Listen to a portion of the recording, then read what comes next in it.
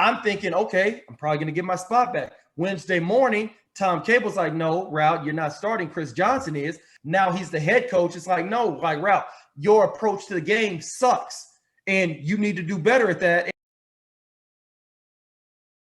And then you go into 2008, 2009, they take you out of that starting lineup. Yeah. How did it feel, for your confidence for to be like, dang, I'm actually out here playing and stuff. And then the next 2 years are like, they push you off to the side, like, nah, it's. And that, I tell you, 08 and 09 were some very trying years for me. I remember back in 07, Lane Kiffin was our head coach. And Lane is a decent guy. A lot of guys on the team really didn't care too much for him, to be honest with you, because of how he was within the locker room or within the facility, not his coaching, just things like that, how he was as a person. And so I still remember going March 2008, they traded for D'Angelo Hall, which I get it. D Hall was one of the best cornerbacks in the league at the time.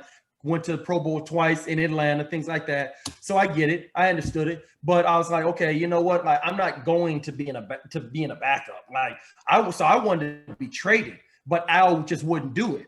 And so they had franchised Nnamdi that 08 season. Nnamdi winds up playing flawless, goes to the Pro Bowls to start or things like that. And I remember I was so disgruntled in that 2008 season. Lane Kiffin wound up getting fired, I think, after the 4th game of the year, something like that.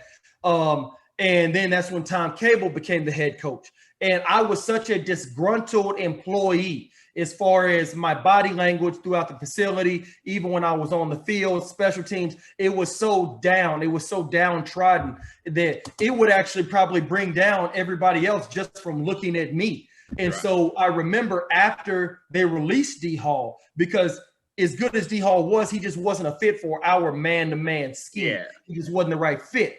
And so after they release him on a Tuesday night, I'm thinking, okay, I'm probably going to get my spot back. Wednesday morning, Tom Cable's like, no, Routt, you're not starting. Chris Johnson is.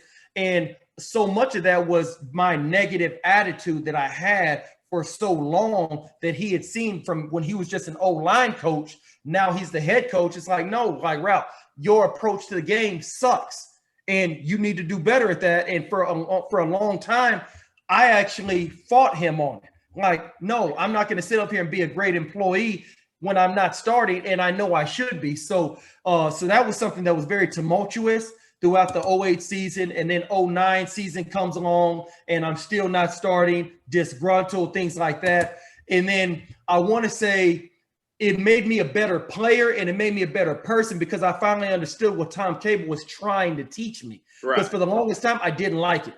But once I finally got my head out of my ass and I started realizing, okay, you know what? It's not that he has a problem with me. He has a problem with my approach to the game, because Tom Cable wants everybody bought in, everybody all in.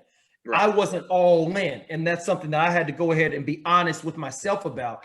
And so 2010 comes along. That's when it's now an uncapped year because the new CBA has not been signed. It has not been agreed to. So it makes 2010 an uncapped year. Well, in my specific instance, when I first got drafted, I signed a 5-year contract. Well, so 2010, I was supposed to be a free agent. But because it was an uncapped year, you now have to have 6 years of NFL experience to be an unrestricted free agent. So I'm now thus a restricted free agent, where the owners put a tender on a certain player, 3rd round tender, 2nd round, 1st round, or original round, or 1st and 3rd round. Well, Al gave me a 1st and 3rd round tender, which is the highest that you could have. And so I knew then I'm like, okay, you know what? Maybe he's trying to give me my chance to actually really get on the field again.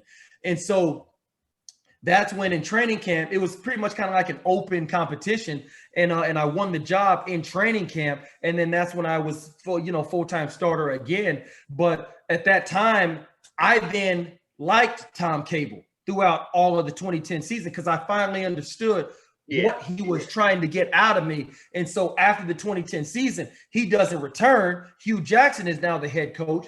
And I remember doing my exit meeting with Tom Cable after the 2010 season, when I probably had my best statistical year, probably as far as like completion percentage against I told Tom, I was like, man, I was like, Tom, I know that there's a whole lot of things about whether you're going to come back or not or whatever, man. I just want to let you know, man, that like, I hope that you're back. So, you got my vote of confidence. But obviously, things didn't work out like that. But that was definitely a learning experience when Tom Cable did not give me my starting spot back, because I learned that, okay, yeah, you can play. Yeah, you're a pretty good player, but I don't like your approach to the game. So it definitely taught me a lot about being an employee and being a professional, not just, oh, well, you know what, I can cover good, so I should be out there. So definitely a learning experience, man.